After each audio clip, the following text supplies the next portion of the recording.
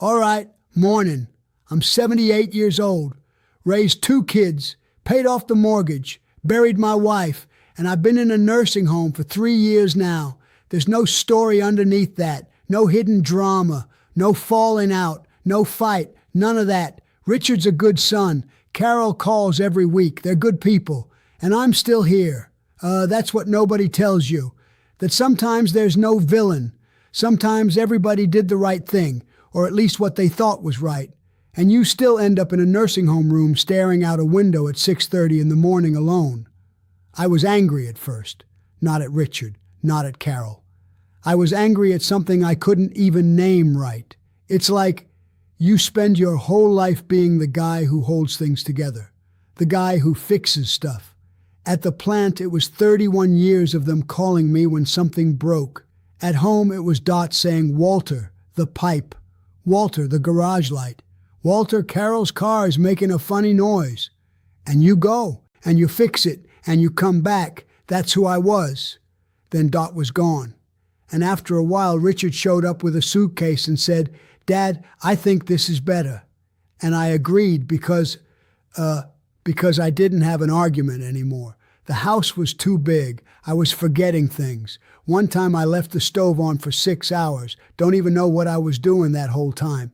I was just sitting in the living room, and then it was nighttime, and the stove had been on since lunch. So I came, and then you get to a place like this. And at first, everything is I don't know the right word, very managed. Everything has a schedule. Breakfast at 8, lunch at noon, dinner at 5 in the afternoon, which used to be when I was coming home from the plant after a long shift. Here, that's dinner time. You sit at a table with people you don't know, and you eat whatever came on the tray, and then you go back to your room. That's it. It's not horrible. I have to be honest. It's not horrible. The room is okay. The food is okay. There are people here who are good people, but there's a big difference between not horrible and good. And I think a lot of people mix those up. Think that because it's not horrible, it's taken care of. It's not. There's something that happens here that took me a while to be able to describe. It's this: you stop having problems to solve. And that sounds like a good thing when you're tired, but it's not. Not the way it sounds. Back at my house in Dayton, every week there was something. The gutter coming loose, the garage door sticking, the car needing an oil change. I used to complain about those things. Used to tell Dot the house was eating me alive, that I needed a rest. Here I rest, every day. And what I found out is that all those problems, the gutter, the door, the car, those were proof that I still existed, that the world still needed something from me. When you fix a gutter, you're the person who fixed the gutter. There's a result. There's a before and an after. You made a difference, even if it's small, even if it's just a gutter. Here there's no gutter to fix. They've got staff for that. I sit in my armchair. Dot bought this armchair at a second-hand shop in '87. It's brown, pretty worn out. Richard gave it a look when I insisted on bringing it, but it came with me. I sit here and I look out at the hallway or out the window and I think, what do I do now? And there's no answer. That's what nobody prepares you for. Let me talk about something I don't think people really understand about raising kids. You raise kids and you think there's an end date. You figure they'll grow up, leave the house, have their own lives, and then my part's done. Mission accomplished. That's how it works in your head. That's not how it works in practice. In practice, you raise two kids and they grow up and leave home. And you keep on being their dad the same way. Keep worrying, keep thinking about them when you wake up. Richard's had a bad knee for a couple of years now. I think about that. Carol's marriage is rough. I can hear it in her voice when she calls. She doesn't say so, but I can hear it. I think about that too. Richard's kids are about to start college. One wants to do engineering like his dad. The other one wants to do something with music, and Richard doesn't know how to handle that. I know these things because Richard tells me sometimes on visits, and I think about that too. You don't stop being a dad. That doesn't have an end date. What has an end date is how much they think about you. And look, I don't say that with bitterness. I say it because I understand. When I was 40, I wasn't thinking about my own father every day either. He was there, I knew he was there, I'd call sometimes, visit at the holidays, but I had my life. Had my job, my house, my wife, my kids. You look forward. That's how it has to be. It's just that one day you become the one in the back. And then the phone stays quiet for days. I'm not going to lie about that. The phone stays quiet. Carol calls every week, but a week has 7 days and she calls once, sometimes 2 minutes, sometimes 10 if she's not busy, and the conversation's more or less the same each time. How you doing, Dad? I'm good, Carol. Eating okay? I'm eating. Richard shows up once a month, sometimes less, and he stays maybe 2 hours, and we don't quite know what to talk about because his life is full of things and mine is empty of things, and it's hard to connect those two worlds on a Saturday afternoon. It's not a lack of love. I have to say that because if I don't, it sounds like it is. It's not. It's just that love doesn't fill up time. Love doesn't get you through the day. You can be very loved and still sit there looking at the clock at 2 p.m. on a Tuesday with nothing to do and nobody to talk to, and then you're left with your thoughts. My thoughts at 2 p.m. on a Tuesday aren't always good ones. There's something that happens here that I didn't expect. I don't know if it happens at every nursing home or just this one, but it happens.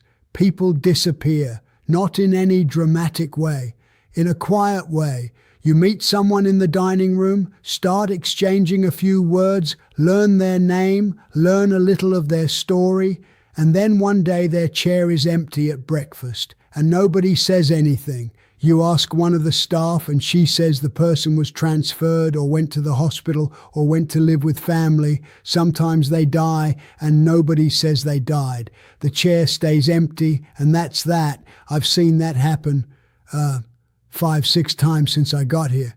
And every time it happens you think, when it's my turn, is that how it'll go? My chair will be empty one day and someone new will sit in it and nobody will say anything. I think about that. I'm not going to pretend I don't. Dot went in 2021, pancreatic cancer. It was fast. And when I say fast, I mean 6 months from diagnosis to the end. We had plans. She wanted to visit Carol down in Nashville, watch Carol's grandkids grow up, maybe go to Florida once in her life because she'd never been. 6 months and all of that was gone. I stayed alone in the house for about 6 months after. Richard called every day, sometimes twice. But I stayed in the house. Her things were everywhere. Her coat on the hook by the door, her glasses on the nightstand, which I didn't move for weeks because moving them felt like too much. Her smell left before I was ready for it to go. Then Richard came by one Saturday afternoon and said, "Dad, we need to talk." And I already knew what it was. And I said no, said I didn't need it, that I was fine, that I could manage. He was quiet for a while and then he said, "Dad, you left the stove on for 6 hours last week." And I didn't say anything because there was nothing to say. So I came, and I still, look, this is hard to admit, but I still feel like I shouldn't have come, even 3 years later, even knowing Richard was right about the stove, about the house being too big, about all of it. There's still a part of me that thinks I should have stayed in my house in Dayton until the end, whatever that meant. It's not rational. I know it's not rational, but there it is. You know what's strange? You spend 60-some years being a dad, being the responsible one, being the adult in the room, and then you walk into a place like this and suddenly you're the one who needs taking care of. There's a staff member here, young, maybe 25, who helps me sometimes when my knee is bad and I need to get to the dining room. And she's kind, genuinely kind, not the forced kind that some of them are. And even so, every time I need that kind of help, there's something that tightens up inside. Because that's not how I was. I was the one who helped, the one who carried things, the one who showed up when it got hard, at the plant, at home, everywhere. And now a 25-year-old girl helps me get to breakfast when my knee is bad. There's no pretty way to describe that. It's humiliating in a quiet way, the kind you don't tell anybody, because nobody did anything wrong. She's kind. It's not her fault, and it still hurts. I think nobody prepares you for that part. Everybody talks about the loneliness, about missing people, about leaving a house you've lived in for years. But this part, of becoming the one who needs instead of the one who provides, nobody mentions that. Or maybe they do, and I wasn't listening when it was my turn to listen. I was an electrical maintenance technician for 31 years at a plant in Dayton. You know what a maintenance technician does? He keeps things running. That's all it is.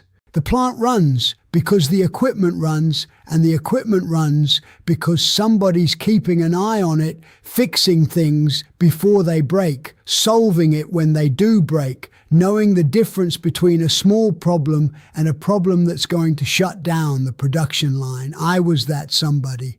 It wasn't glamorous. It wasn't the kind of work that ends up in the newspaper, but it was necessary. And I knew it was necessary because when I wasn't there, when I took vacation, when I was out once after an injury, things broke, not right away, but they broke. And when I came back, there was a pile of problems waiting. That told me something. It told me, you're missed when you're not here. When you're in a nursing home, nobody misses you when you don't show up at the dining room. They send someone to check on you, which is different. You're not missed, you're checked on.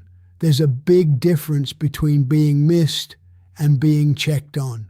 It took me a while to understand how much I'd feel that difference, that it was going to be one of the heavier parts, not the loneliness itself, not the short visits, but that feeling that the world keeps turning without you the same way it turned with you. At the plant, when I retired, they hired another guy. Within 6 months, he knew everything he needed to know. The plant kept going. At home, when I came here, Richard sold the house. Another family lives there now. The gutter I fixed 4 or 5 times over the last 10 years is probably going to be their problem soon. But it's not mine anymore. And that is, I don't know. I don't know if it's relief or loss. I think it's both at the same time. There's a guy here, Frank. He complains about everything. The food, the noise, the schedule, the temperature in the hallway, whatever's on the TV in the common room, everything. He complains with an energy that doesn't fit this place. And at first I found it irritating. I kept thinking, man, for crying out loud, let it go. But then I noticed something about Frank. He complains because he still cares, still has opinions, still thinks things could be different from how they are. There are people here who don't complain anymore, who just sit, eat, sleep, repeat, eyes a little vacant. It's not that they're doing badly, it's that they're somewhere that isn't quite here. Frank is still here. I play cards with him on Tuesdays. He loses almost every time, which makes no sense given how much he complains about everything, but he loses. And he gripes that the cards are bad or the light is wrong or I made some suspicious play. And I laugh. I still laugh. That surprises me sometimes, that I still laugh. But I need to be honest about the bad days, because I think only talking about the days I laugh would be dishonest. There are days I wake up and the silence in the room is too heavy. Not a peaceful silence, a silence of absence, of everything that's not there anymore. Dot's not there. The house isn't there. The job isn't there. The kids are in another state. The grandkids grew up and have their own lives. And I'm here. There are days when breakfast arrives and I look at the tray and I can't bring myself to care. It's not depression, or at least I don't know if it's depression, but it's a kind of weight, a feeling of what's the point. Not what's the point in any dramatic sense, just in the most ordinary sense. What's the point of getting up, going to the dining room, sitting with people I barely know, pretending to be interested in a conversation about the weather and other people's grandkids, coming back to the room, sitting in the armchair, waiting for lunch? That's not life the way I knew life. And I get angry about that sometimes. Not at Richard, not at Carol, but at the situation, at being close to 80, at having a body that doesn't do what I tell it anymore, at having a head that still works reasonably well and just sits here wasting away looking out a window. 31 years at the plant, 49 years of marriage, 2 kids raised, a house kept up, And now I sit here waiting for the dinner tray at 5 in the afternoon. There's no way to make that sound good because it doesn't sound good. What I've learned, and look, I learned it late, and not all at once. I learned it in fits and starts. I learned it wrong before I learned it right, is that you can spend your whole life confusing what you do with what you are. I was a maintenance technician, but I thought I was necessity. I was a father, but I thought I was usefulness. I was a husband, but part of me thought I was the thing that kept everything running. And when those roles were gone, I didn't know what was left. I'm not saying much is left. I'm not going to invent a pretty ending that isn't true, but something is left. The guy who still thinks, who still has opinions, who still remembers 31 years at the plant and knows exactly what sound a motor made before it was about to go, who still remembers the way Dot drank her coffee in the morning, always cold. She never drank it hot, said it burned her tongue, and still laughs about that. That's left. It's not much, but it's mine. And I think, look, I don't know if this is useful to you. Every situation is different. But I think there's a difference between accepting where you are and agreeing with where you are. I don't agree with a lot of what this place is. Don't agree with the tray at 5. Don't agree with the silence in the hallway at night. Don't agree with chairs that turn up empty without explanation, but I accept it, because the alternative is fighting with reality, and I've tried that. Doesn't work. Reality doesn't lose. That's not book wisdom. It's just what I learned the hard way. If you came here because you're going through this, because you were put somewhere like this, or because you put someone somewhere like this, or because you're about to have that conversation with your mom or your dad, I can't tell you it's going to be okay. I don't know if it will. What I know is that the pain makes sense. Doesn't have to make sense in a rational way. It makes sense in a human way. You spent decades being needed, decades being the one who held things together. And now it's not like that anymore. Of course it hurts. Anybody who tells you it shouldn't hurt didn't understand any of it. But you're still here, still thinking, still feeling, still got a story, still got days when the coffee's decent, even if it gets cold too fast in this room. That doesn't fix anything. I know it doesn't fix anything, but it's what there is.